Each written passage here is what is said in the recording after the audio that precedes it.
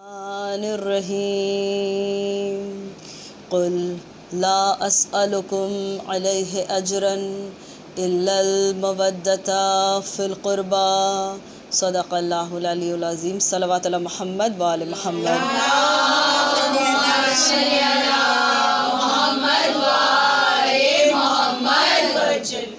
ساری تعریفیں اس خدائے بزرگ و برتر کے نام کہ جس کے قبضہ قدرت میں کائنات کا ہر نظام ہے۔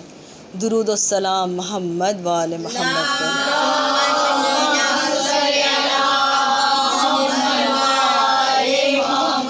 وعجل فرجہم۔ کنیزان سیدہ، عزاداران سید الشہداء، سورہ مبارکہ شورا کی اس آیہ مبارکہ کے اس اہم حصے سے مسلسل گزشتہ 7 دنوں سے ہم نے استفادہ حاصل کیا اور اس کو سمجھنے اور سمجھانے کی کوشش کی کہ پروردگار نے پوری امت پر جو شے واجب کی ہے، یعنی اجر رسالت، وہ کیسے ادا کیا جا سکتا ہے۔ اور چونکہ ذکر اجر کا ہے اور یہ بزم غم حسین کی ہے، لہٰذا ہم روزانہ اپنے 8ویں امام رضا علیہ الصلاۃ والسلام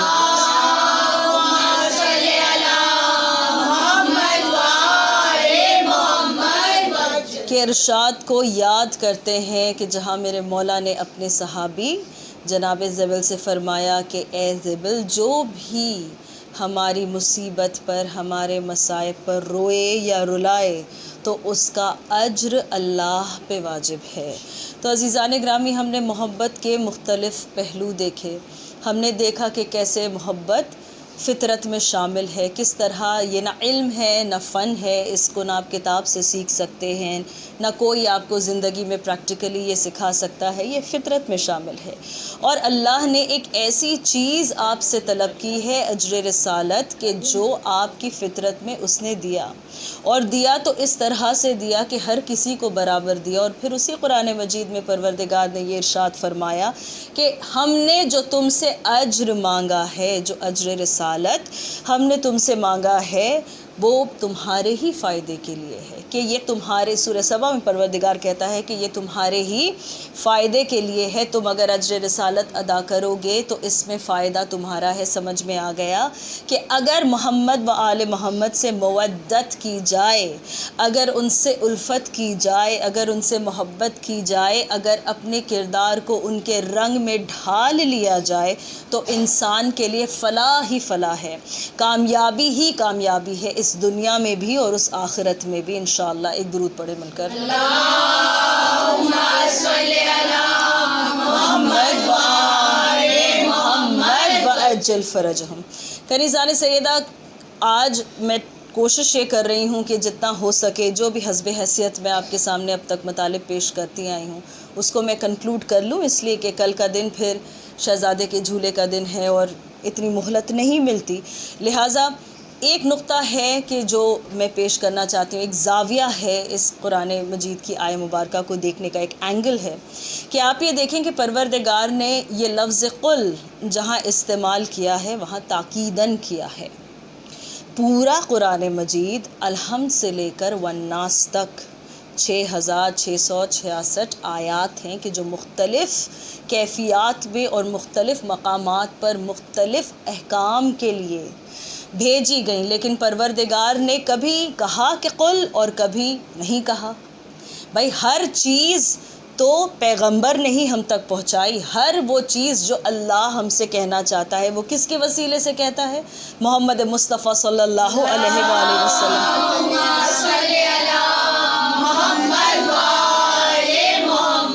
وعجل فرجہم، ان کے وسیلے سے ہمیشہ ہم سے بات کرتا ہے، لہٰذا ہر وہ چیز جو ہم تک پہنچی ہے وہ نبی سے کہی گئی اور نبی نے ہم سے کہی ہے نا۔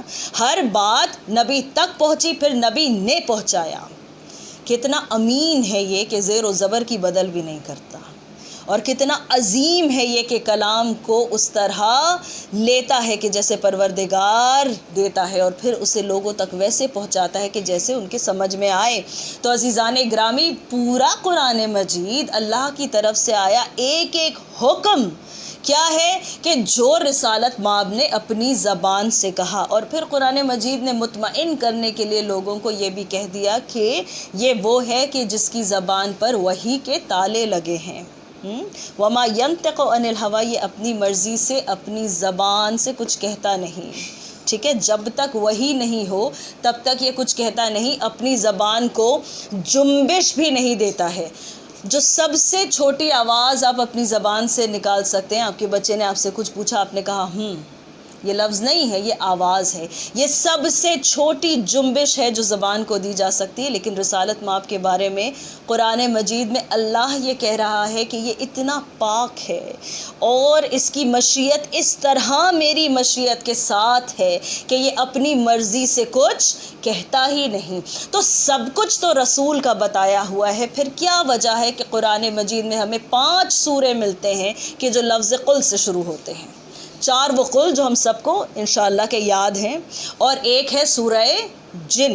تو عزیزان گرامی 5 سورے شروع ہوتے ہیں، اور 270 مقامات پر پروردگار نے لفظ قل کا الگ سے استعمال کیا، پراپرلی دا ورڈ قل، اور اس کے ڈیریویٹیوز جو ہیں وہ 1300 سے بھی زیادہ مرتبہ استعمال ہوئے ہیں۔ اقوال ہے یا کہہ دینا، جتنی بھی گنجائشیں اس لفظ سے نکل سکتی ہیں، لفظ قل 270 مرتبہ آیا۔ کتنی مرتبہ آیا؟ 270 مرتبہ، کہ کہہ دیجئے، ان سے کہہ دیجئے، ان سے کہہ دیجئے، ان سے کہہ دیجئے۔ عزیزان گرامی اکثراً، پھر ایک چھوٹی سی مثال فطرت سے دوں گی، پھر ایک چھوٹی سی مثال آپ کے سامنے سے دوں گی، آپ سب جانتے ہیں، لیکن متوجہ کرنا میرا کام ہے کہ جب کوئی بات ایسی ہو کہ جو آپ چاہتے ہو کہ کسی تک پہنچ جائے، تو کبھی اسے سنا کر، کبھی اس کی غیر حاضری میں کسی ایسے سے کہا جاتا ہے کہ جس کی بات وہ مانتا ہو۔ پیچیدہ ہو گئی بات؟ اگر کوئی سخت بات ہے کہ جو والد کو اولاد سے کہنا ہے، کیا کہتے ہیں؟ ہمیشہ بچے کی ماں سے کہتے ہیں کہ اس سے کہہ دو ایسا نہ کرے، اس سے کہہ دو ویسا نہ کرے۔ عزیزان گرامی ہو سکتا کہ بچہ سامنے موجود ہو، سن رہا ہو، لیکن جب تاکید کرنا ہوتی ہے تو ہم بیچ میں ایک میڈیم رکھ کر بار بار اسے انڈرلائن کرتے ہیں کہ اس سے کہہ دو، ان سے کہہ دو، ان سے کہہ دو۔ تو سمجھ میں آ گیا کہ جب تاکید کرنا ہوئی اللہ کو، تو اللہ نے رسول سے کہا کہ ان سے کہہ دو، انہیں یاد دلا دو، ان سے کہہ دو، ان سے کہہ دو۔ اللہ تو آپ کو اکثراً اس قابل ہی نہیں سمجھتا کہ آپ سے بات کرے۔ بھئی ہم کو تو اس قابل ہی اللہ نہیں سمجھتا کہ ہم سے بات کرے، یہ تو اس کی مہربانی ہے اس رسول کی کہ جو درمیان میں وسیلہ بن کر آیا، اور پھر لوگ چاہتے ہیں کہ ان کو درمیان میں سے ہٹا کر ڈائریکٹ اللہ سے کنیکشن کر لیں۔ یہ بھی عجیب بات ہے، یہ بھی بے وقوفی ہے۔ تو عزیزان گرامی ابھی اگر میں چاہوں کہ میں ڈائریکٹ اپنی آواز اس ڈیوائس تک پہنچا دوں، ہوگا نہیں، درمیان میں یہ وسیلہ چاہیے۔ تو عزیزان گرامی عرض میں آپ کے سامنے یہ کر رہی تھی کہ 270 مقامات پہ پروردگار نے لفظ قل کا استعمال کیا۔ جب بھی کوئی سینسٹیو بات ہے، جب بھی کوئی ایسی بات ہے کہ جس میں پیچ پھیر ہو سکتا ہے، تو اللہ نے کیا کہا؟ اپنے نبی سے کہا قل، اور پھر وہ حکم دیا۔ میں ایگزامپلز آپ کے سامنے دوں کہ پروردگار نے کہا قل هو اللہ احد، پروردگار تو یوں ہی کہہ دیتا هو اللہ احد، ان سے کہہ دیجئے وہ اللہ احد ہے، احد ہے، یعنی ایسا ایک ہے کہ جس کو تقسیم نہیں کیا جا سکتا، جس میں کوئی شریک نہیں ہو سکتا۔ ایک چیز ہے کہ جو واحد ہے، اس کو تقسیم کر سکتے ہیں، لیکن جو احد ہے اس کو تقسیم نہیں کیا جا سکتا، اس کے حصے نہیں کیے جا سکتے، اس کو کبھی بھی بانٹا نہیں جا سکتا، اس میں کچھ ملایا نہیں جا سکتا۔ تو عزیزان گرامی اللہ نے کیا کہا ان لوگوں سے کہ جو 365 بتوں کی پوجا کر رہے تھے، ان سے کہا کہ کہہ دیجئے ان سے اللہ احد ہے۔ سینسٹیو ایشو ہے، سینسٹیو ایشو ہے۔ اللہ نے رسول سے کہا کہ ان سے کہہ دیجئے کہ اللہ احد ہے۔ اب بڑا گھبرا کے سننے، ایک درود پڑھیں مل کر۔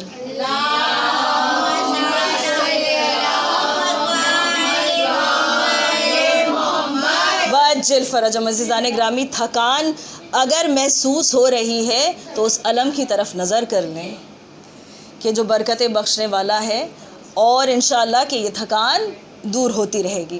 اب جو میں آپ کے سامنے عرض کرنے لگی ہوں کہ پروردگار نے کیا کہا، پہلا جو سینسٹیو ایشو ہے وہ کیا، قل هو اللہ احد، توحید کا پیغام۔ اب اس کے برعکس جس نے کچھ کہا، اس کا اپوزٹ اگر کسی نے کہا تو وہ کیا ہو گیا، وہ کفر ہو گیا۔ ہوا یا نہیں ہوا؟ اگر کوئی یہ یقین کر لے نعوذ باللہ کہ اللہ ایک نہیں ہے، احد نہیں ہے، اس میں کوئی شریک ہو سکتا ہے تو بھی مشکل ہے، وہ وحدہ لا شریک ہے، اگر کسی نے یہ نہیں مانا تو بھی مشکل ہے، تو اس کا انکار جو علماء کہتے ہیں کفر محض بن جاتا ہے، بالکل پیور کفر بن جاتا ہے، اس کا انکار پیور کفر بن جاتا ہے۔ اگر انسان کہے کہ ہم نہیں مانتے قل هو اللہ احد، لیکن اللہ نے اپنے رسول سے کہا ان سے کہہ دیجئے هو اللہ احد، قل کہہ دیجئے ان سے هو اللہ احد۔ دوسرا مقام کہ جو ہمیں سورہ کہف میں ملتا ہے کہ جہاں پروردگار نے کہا قل انما انا بشر مثلکم یوحا الی، ان سے کہہ دیجئے کہ جب یہ بوکھلا جائیں یہ سن کر کے آپ اللہ کے رسول ہیں، کہ جب یہ گھبرا جائیں سن کر کے آپ پہ وحی آتی ہے، کہ جب یہ پریشان ہو جائیں سن کر کہ آپ ایک مذہب لے کر آئے ہیں کہ جو ان کے زندگی کے طریقے کے بالکل برعکس ہے، جب یہ پریشان ہو جائیں یہ سن کر کے اب تک یہ جو کچھ کرتے آئے ہیں وہ سب کچھ بند ہو جائے گا، اگر یہ پریشان ہو جائیں سن کر کہ ان کے یہ 365 بت جو ہیں وہ جھوٹے خدا ہیں، ان سے کہیے گا انما انا بشر مثلکم، میں بھی تمہارے جیسا ایک بشر ہوں، یوحا الیہ، بس فرق یہ ہے کہ مجھ پہ وحی آتی ہے۔ کتنا بڑا ہی تو یہ فرق ہے، یوحا الیہ، مجھ پہ یہ وحی آتی ہے۔ یہ ہے یا نہیں ہے سینسٹیو ایشو؟ یہ ہے یا نہیں ہے؟ بھائی 1400 سال بعد بھی آپ اگر صرف، زیادہ دور جانے کی ضرورت نہیں ہے، کتابیں تو چھوڑ دیجئے، آپ اگر انٹرنیٹ پہ صرف اس آیہ مبارکہ کو ٹائپ کریں تو آپ دیکھیں گے کہ 1000 تقاریر آپ کو اس لیے مل جائے گی، یہ پروف کرنے کے لیے کہ رسالت مآب معاذاللہ ایک عام انسان ہے، اور آپ کو 1,00,000 مجالس ایسی مل جائیں گی، تقاریر ایسی مل جائیں گی کہ جہاں ہمارے علماء نے یہ ایکسپلین کیا کہ یہ جو کلوز لگا ہے، کلوز یوحا الیہ کا، یہ بتاتا ہے کہ عام انسان نہیں ہے۔ بس چھوٹی سی بات ہے اگر عقل میں سما جائے کہ رسالت مآب نے اتنی سینسٹیو بات کو جب پہنچایا تو کیا کہا، انما انا بشر مثلکم یوحا الیہ، پروردگارا تو کیوں کہلوا رہا ہے رسول سے، خود کہہ دے، خود کہہ دے، لیکن کیا کہا کہ تم کہو کہ میں ہوں، لفظ انا میں، انما انا بشر مثلکم یوحا الیہ، چھوٹی سی ایک بات ہے، عقل کی بات ہے، اگر سمجھ میں آ جائے، رسالت مآب نے یہ تو کہہ دیا کہ میں تمہارے جیسا بشر ہوں، لیکن کسی سے یہ نہیں کہا کہ تم میرے جیسے ہو، کسی سے یہ نہیں کہا کہ تم میرے جیسے ہو، اور اس فرق کو ذہن میں رکھے انسان کے، اس کے بعد کیا کیا، اس سوال کو اینٹیسپیٹ کیا اللہ نے، اور اللہ نے کہا یوحا الیہ، ان سے کہہ دیجئے کہ مجھ پر وحی آتی ہے۔ کوئی یقین کرے نہ کرے، رسالت مآب پر یہ ذمہ داری ہے کہ ان سے کہہ دیجئے، ان سے کہہ دیجئے کہ مجھ پر وحی آتی ہے۔ اگر کوئی بھی شخص اس کا منکر ہو جائے تو وہ کفر محض انجام دے گا، وہ پیور کفر انجام دے گا، بالکل پیور کفر، کہ کبھی بھی اگر یہ انسان سوچ لے کہ وہ ایک عام انسان کی طرح ہی ہیں، معاذ اللہ ہماری ہی طرح سے ہیں، ہم بھی ان کی ہی طرح سے ہیں، تو وہ کیا انجام دے گا، وہ کفر انجام دے گا، کفر محض۔ اب عزیزان گرامی یہ تیسرا مرحلہ ہے کہ وہ آیہ مبارکہ کا حصہ کہ جس کے استفادے سے ہم نے ان مجالس کو کنڈکٹ کیا، کہ جہاں پروردگار نے یہ کہا قل، کہہ دو ان سے لا اسألکم علیہ اجرا الا المودۃ فی القربى، پروردگار کیا کہنا تیری فصاحت اور بلاغت کا کہ تو تمام علموں کا خالق ہے، پروردگار تو نے بلاغت کو خلق کیا ہے، بے شک تو جانتا ہے کہ کہاں پر کس لفظ کو استعمال کرنا چاہیے، جو مجاز کلمہ توحید کا ہے، لا الہ الا اللہ، وہی مجاز اس آیہ مبارکہ کا ہے، لا اسألکم علیہ اجرا इल्ला अल-मवद्दता फिल कुर्बा, کہ پروردگار یہ بتانا چاہتا ہے کہ جب تک سب کا انکار نہیں کرو گے میرا اقرار نہیں کر سکتے، ویسے ہی جب تک اہل بیت کے دشمنوں سے تبرہ نہ کرو گے، برات نہ کرو گے، ان سے مودت نہیں ہو سکتی ہے۔ ایک درود پڑھیں مل کر۔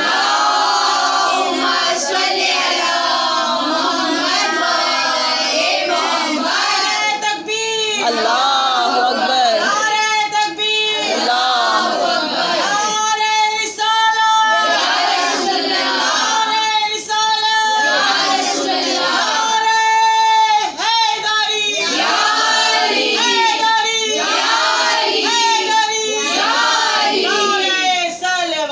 اللہم صلی علی محمد و آل محمد وعجل فرجہم۔ اب جو دو آیات میں نے آپ کے سامنے ابھی تھوڑی دیر پہلے عرض کی کہ جن کا انکار، جن پر یقین نہیں کرنا کفر محض ہے، وہی طبیعت یہاں بھی ہے کہ اگر ولایت سے انکار کر دیا، اگر قربا سے محبت نہیں کی تو پھر انسان کفر پر ہے، ایمان پر بہرحال نہیں ہے۔ عزیزان گرامی، کل ہم نے دیکھا تھا کہ کون سی خاتون ہیں کہ جو سب سے زیادہ قربت رکھتی ہیں رسالت مآب سے، سب سے زیادہ۔ آج ہم دیکھیں گے کہ مردوں میں کون ہے کہ جو سب سے زیادہ قریب ہے۔ عزیزان گرامی، ہمیں تو ایک ہی ملا، ایک واحد ایک ہی ملا کہ جس نے یہ کہا ہو کہ میں رسول اللہ کے ساتھ بالکل ویسے ہی رہتا تھا کہ جیسے اونٹنی کا بچہ اونٹنی کے ساتھ رہتا ہے۔ یہ عجیب ایک تشبیہ ہے، ایک درود پڑھیں مل کر۔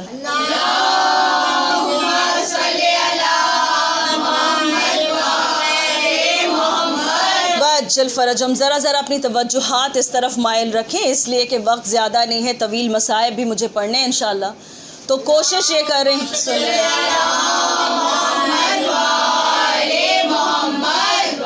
ایک ہی ایسی ذات ہمیں ملی کہ جس نے یہ کہا ہو کہ میں اللہ کے رسول کے ساتھ بالکل ویسے ہی رہتا تھا کہ جیسے اونٹنی کا بچہ اونٹنی کے ساتھ رہتا ہے۔ عزیزان گرامی، جو لوگ ماہر ہیں ان چیزوں کے، جنہوں نے دیکھا ہے، وہ جانتے ہیں کہ اونٹنی کا بچہ نہ کبھی اس سے آگے جاتا ہے نہ کبھی اس سے پیچھے آتا ہے، اس کے طویل قد کی چھاؤں میں چلتا رہتا ہے، اس کے ساتھ چلتا رہتا ہے۔ عزیزان گرامی، اگر میرے مولا نے یہ تشبیہ دی ہے، یہ تقابل کیا ہے، یہ کمپیریزن دیا ہے، یہ مثال دی ہے، تو مطلب اس کا بہت ہی گہرا ہے۔ کیونکہ اللہ کے رسول کے ساتھ چلنا ہی تو اتباع ہے، نہ ان سے آگے نکل جانا ہے، نہ ان سے پیچھے رہ جانا ہے۔ ہمیں تو ایک ہی ملا کہ جو مکہ میں بھی ساتھ تھا، مدینہ میں بھی ساتھ تھا۔ ہمیں تو ایک ہی ملا کہ جو گھر میں بھی ساتھ تھا، مسجد میں بھی ساتھ تھا۔ ہمیں تو ایک ہی ملا کہ جو زیر قصہ بھی ساتھ تھا، جو مباہلہ میں بھی ساتھ تھا۔ ہمیں تو ایک ہی ملا کہ جو احد میں بھی ساتھ تھا، کہ جو جنگ بدر میں بھی ساتھ تھا۔ ہمیں تو ایک ہی ملا کہ جس کو پکار کر خیبر میں اللہ کے رسول نے کہا ناد علیًا مظہر العجائب ولا احد سوا، کہ بلاؤ علی کو کہ جو مظہر العجائب ہے اس کے سوا اور کوئی یہاں کام نہیں آئے گا۔ ایک درود پڑھے مل کر۔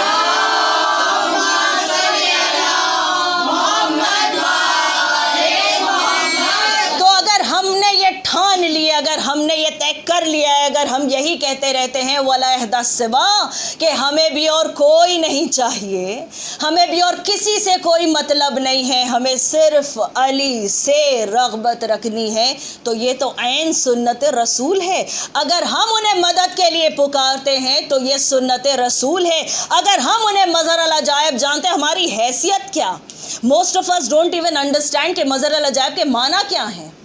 اللہ کے جلووں کا مظہر، وہ جو معجز نما ہو، اسے بلایا، کیا کہا؟ ناد علیًا مظہر العجائب ولا احد سوا، دیکھو اس کو بلا لاؤ، اس کو بلا لاؤ۔ یہ دو جملے ہیں کہ جن کے حصے میں آپ کے سامنے پیش کر رہی ہوں کہ رسالت مآب نے کہا اسے بلا لاؤ، اس لیے کہ اب علم برداری کا موقع آیا ہے، اب علم اٹھانے کی باری آئی ہے۔ دیکھو مجھے وہ چاہیے کہ جو کرار ہو، جو غیر فرار ہو، جو آگے بڑھ کے حملے کرنے والا ہو، ہو، جو رجل ہو، جو مرد ہو، جو ایسا مرد ہو کہ اللہ اور رسول کو دوست رکھتا ہو، جس کو اللہ اور رسول دوست رکھتے ہو، اور جس کے ہاتھ پر اللہ ایسی کھلی ہوئی فتح رکھے گا، ایسی مبین جیت رکھے گا، ایسی اوبویس وکٹری کو سجائے گا کہ جس کا انکار کوئی کر نہیں سکتا۔ تو عزیزان گرامی، اگر دیکھنا ہے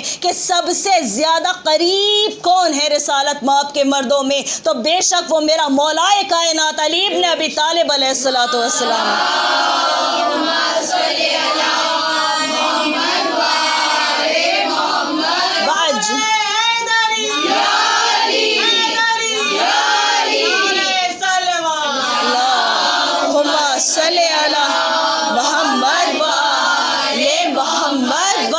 فرجم بس یہ آخری نقطہ اور اس کے بعد مصائب کی منزل۔ عزیزان گرامی، آپ دیکھیں کہ رشتے کائنات میں بس دو بنا پہ بنتے ہیں، توجہ رہے آپ کی، رشتے اس کائنات میں دو بنا پہ بنتے ہیں۔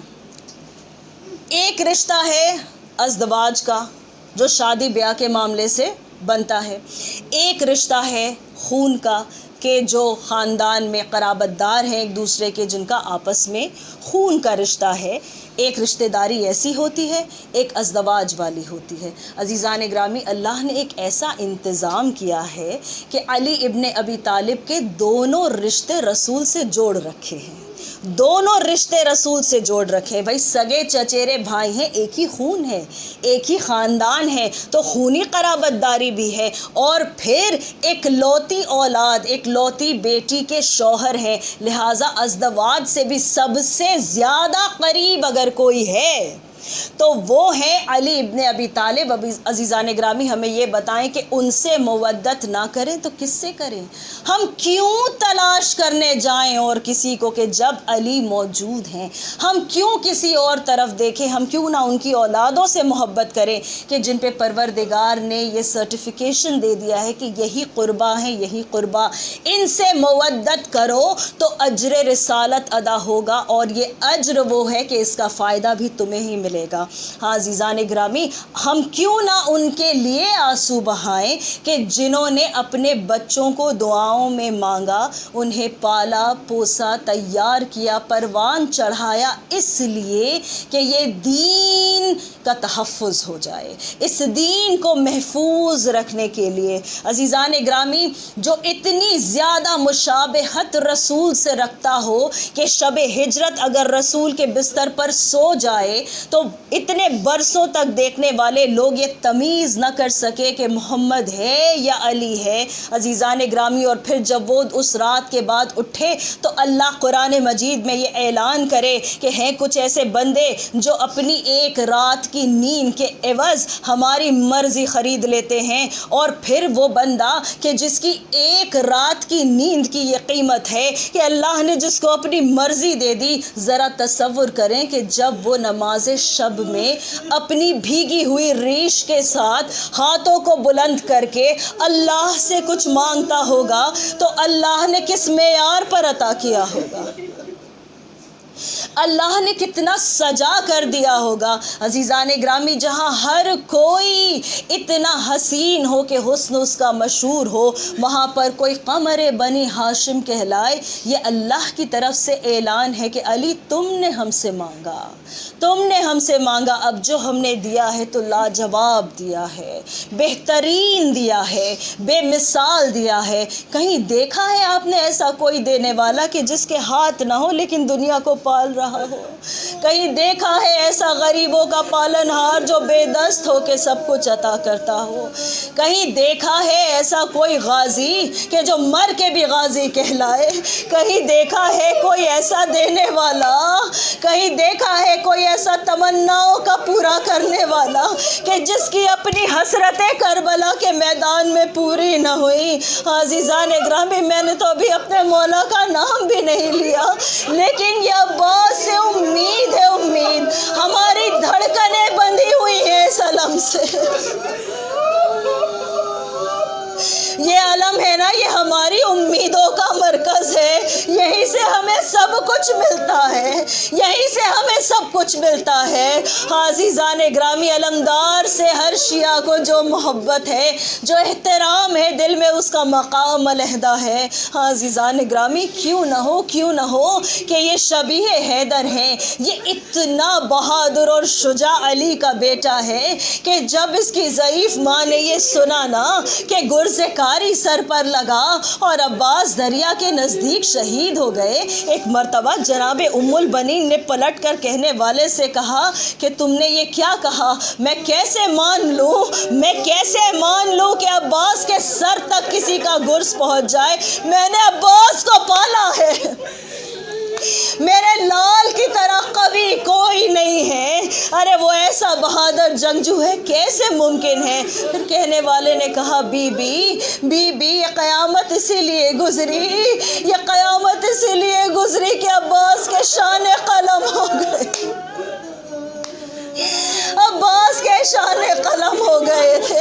عزیزان گرامی، ہم سب کو درد کا احساس ہوتا ہے نا، ذرا تصور کریں کہ کیا بہادری ہے، کیا نصرت امام کا جذبہ ہے، ارے کیا اپنی تکلیف سے بے نیازی ہے عباس کی کہ بدن کے اعضاء کٹ کٹ کے گرے میدان جنگ میں، لیکن عباس کی نظر اپنے ہدف سے نہ ہٹے۔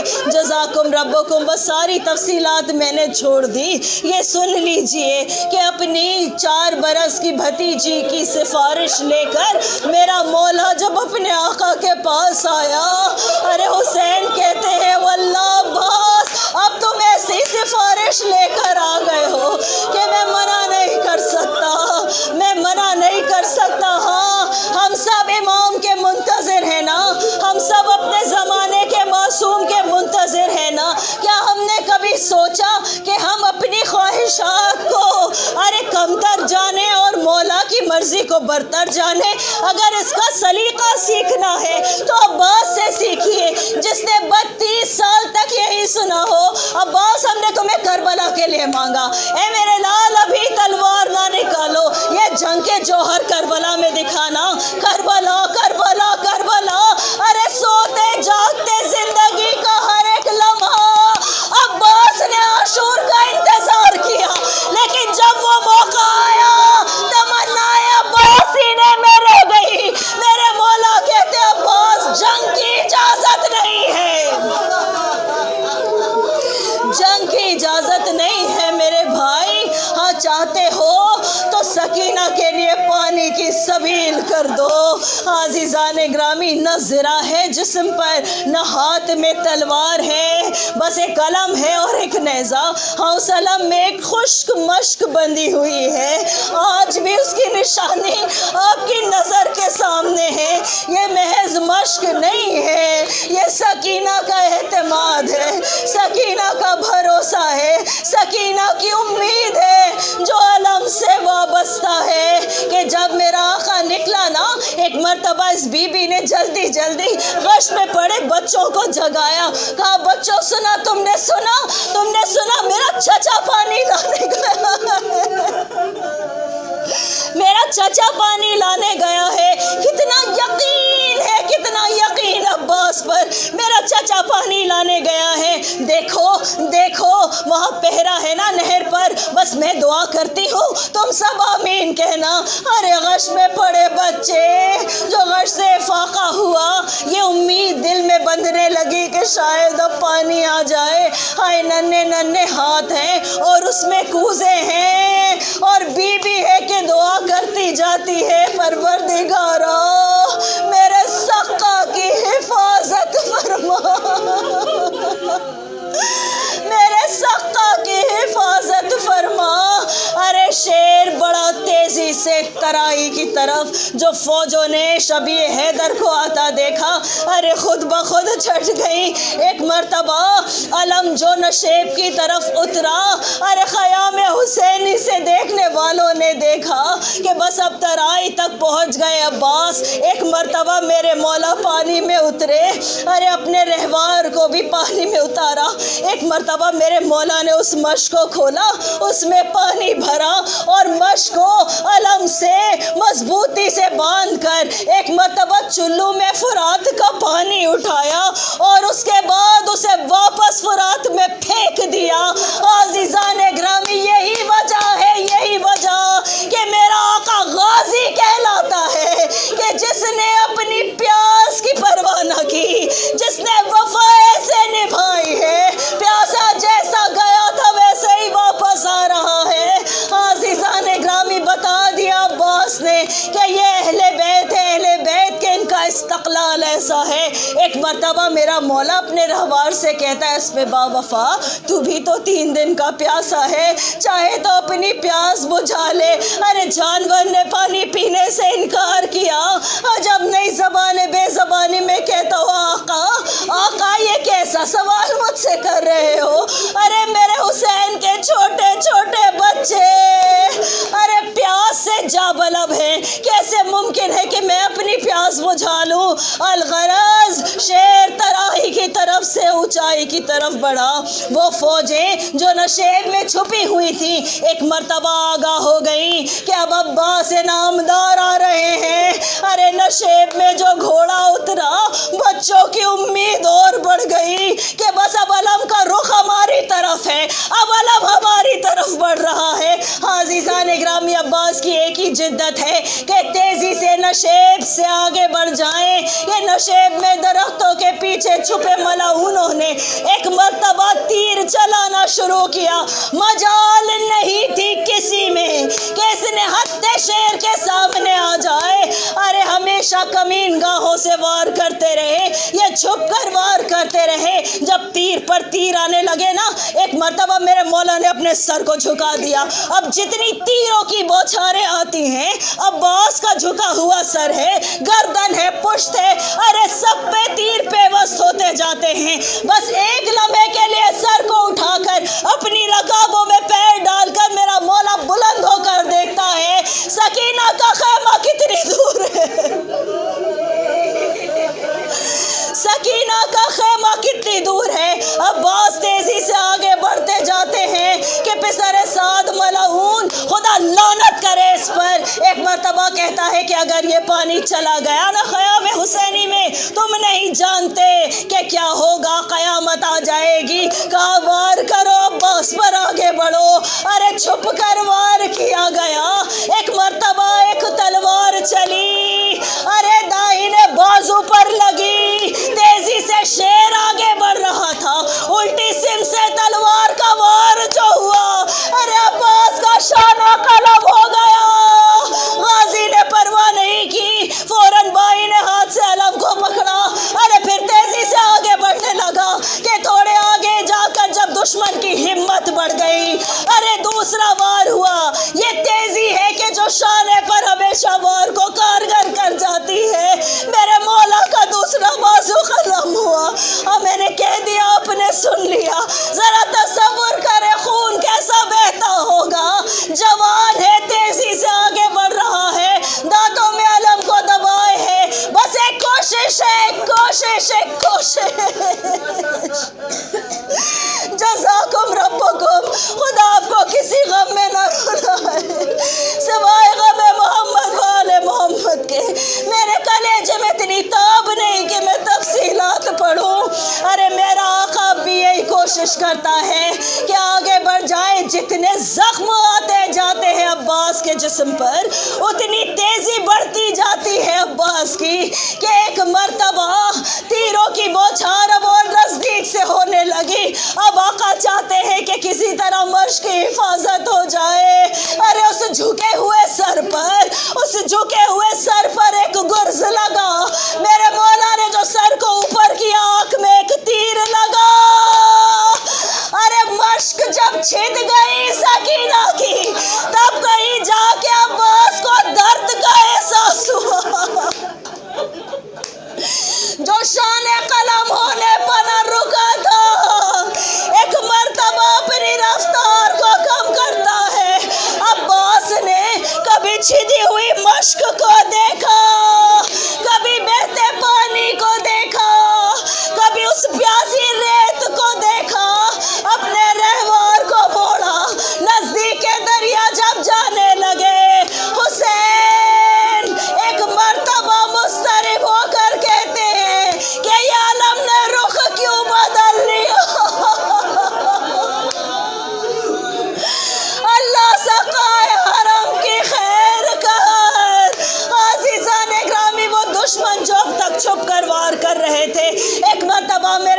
کی پشت پر سے وار کرنا شروع کرتے ہیں۔ اب ذرا سوچئے کہ وہ شیر تنہا ہے، ترائی کے پاس ہے، چاروں طرف سے ملعونوں نے گھیرا ہے، تیر و تبر چل رہے ہیں، حلقہ تنگ ہوتا جا رہا ہے، جسم کو پاش پاش کر دیا کہ جب گھوڑے پہ نہ سنبھلا گیا، ایک مرتبہ آقا کو آواز دی، اب جو زمین پر آئے عباس، ارے بازو تو نہیں کہ ہاتھوں کا سہارا لے، وہ قمر بنی ہاشم کا پرنور چہرہ، وہ کربلا کی خاک، وہ سر اقدس کا زمین پر وفا کا سجدہ کرنا۔ جزاکم ربکم، خدا آپ کو کسی غم میں نہ رلائے سوائے غم محمد و آل محمد کے۔ عزیزان گرامی، آج آپ اس کو پرسا دے رہی ہیں کہ جس نے ٹوٹی ہوئی پسلیاں لے کر اپنے ہاتھوں سے عباس کے لیے کرتے سیے ہیں، فاطمہ زہرا کا بیٹا جس کو بی بی اپنا بیٹا کہتی ہیں، یبنہ زہرا جس کا لقب ہے، باب الحوائج جسے کہتے ہیں۔ عزیزان گرامی، جب حسین چلے تو عجب امتحان تھا حسین کا۔ ایک ایسا بھائی ہے کہ جو 25 برس چھوٹا ہے حسین سے، کہ جس کی کفالت حسین نے کی ہے، جسے بیٹوں کی طرح پالا ہے حسین نے، ارے جس کا ہاتھ تھام کر چلنا سکھایا ہے حسین نے۔ اب یہ ظلم ہے میرے آقا پر کہ جب میدان میں پہنچے، ارے کچھ آگے گئے کہ بھائی کے خون کی خوشبو ملی، ایک مرتبہ ایک بازو کو اٹھا کر سینے سے لگایا حسین نے، کہتے ہوا عباسا اب ذرا اور آگے بڑھے، ارے پھر ایک بازو ملا، پھر میرے آقا نے کہا ہوا عباسا جس وقت میرا پولا پہنچا ہے نا وہاں پر، بس یہ آخری جملے وعدہ آپ سے کہ جس وقت میرا مولا وہاں پہنچا ہے، ایک مرتبہ کیا دیکھتے ہیں حسین، عباس کا جسم ہے، الگ الگ اعضاء اٹھنے کی کوشش کر رہے ہیں، کبھی سینہ زمین سے اٹھنا چاہتا ہے، کبھی سر اٹھنا چاہتا ہے۔ آئے افسوس تڑپ کر میرا مولا کہتا عباس کیا جدت ہے میرے بھائی، یہ کیا کوشش ہے میرے بھائی۔ ایک مرتبہ مولا نے جواب دیا آقا پہلی مرتبہ زندگی میں ایسا ہوا ہے کہ میں آپ کے احترام کو اٹھ نہیں سکا، کاش کونیاں ہوتی میری کہ میں زمین پر ٹیک کر آپ کے احترام میں اٹھتا۔ الغرض میرے مولا نے اس پاش سر کو اپنے زانوں پر رکھا۔ دو وصیتیں ہیں عباس کی، اگر محبت سمجھنا چاہتے ہیں تو سنیں، کہتے ہیں کہ اے آقا میرے جنازے کو، میرے لاشے کو خیمے میں نہ لے جائیے گا، مجھے ندامت ہے سکینہ سے، میں اپنا وعدہ وفا نہیں کر سکا۔ کہا دوسری کیا خواہش ہے میرے بھائی؟ کہا آقا جب میں اس دنیا میں آیا تھا سب سے پہلے میں نے آپ کے چہرے کی زیارت کی تھی، اے میرے مولا اب جو اس دنیا سے جا رہا ہوں چاہتا ہوں کہ آپ کی زیارت کر لوں، لیکن کیا کروں آقا کہ ایک آنکھ میں تیر پیوست ہے، دوسری آنکھ میں خون ہے، اگر زحمت گوارا کرے تو اپنی آستین سے اس خون کو صاف کرے۔ ارے حسین نے عباس کی مشکل کشائی کی، بھائی نے آنکھیں کھولی، جیسے ہی اپنے بھائی کی زیارت کی، ایک مرتبہ جری کے چہرے پر مسکراہٹ آئی، کہا حسین نے میرے بھائی میری بھی ایک خواہش ہے، میری بھی ایک تمنا ہے، تو نے زندگی بھر مجھے آقا کہا، اس آخری لمحے میں مجھے بھائی کہہ کر پکار۔ ارے عباس نے ایک مرتبہ جو بھیا کہا ہائے روح پرواز کر گئی۔ حسین نے عجب جملہ کہا، کہا عباس جو آنکھیں تیرے خوف سے جاگا کرتی تھی اب چین سے سوئیں گی۔ بس آپ نے گریہ کیا نا، بس آپ نے گریہ کیا۔ ایک آخری جملہ، میرا مولا چلا، میرا مولا چلا خوب ہر عالم لیے ہوئے، اب جو علم کا رخ دوبارہ خیام حسینی تک ہوا، اب بچوں کو یقین ہو گیا کہ چچا پانی لے کر آنے والا ہے۔ ہائے افسوس وہ پیاسے بچے کہ جو کوزے بڑھائے کھڑے ہیں کہ کہیں سے پانی آئے تو ہم پانی پی لیں۔ ایک مرتبہ کیا دیکھتے ہیں کہ علم تو آیا لیکن علمدار نہیں آیا۔ ارے حسین نے اس خوب بھرے علم کو لا کر ایک مرتبہ خیمے کے باہر ٹھنڈا کیا، کہنے کے بعد میرے مولا کہتے ہیں سعدانیوں تمہارے پردوں کا اللہ حافظ ہے۔ اب وہ شیر نہیں رہا جس پہ ناز تھا مجھے، یہ سننا تھا پیاسے بچوں نے کوزے اپنے سروں پر مارے۔ وہ عباس وہ حسینہ کی صدائیں بلند ہوئی، الا لعنت اللہ علی قوم سعد۔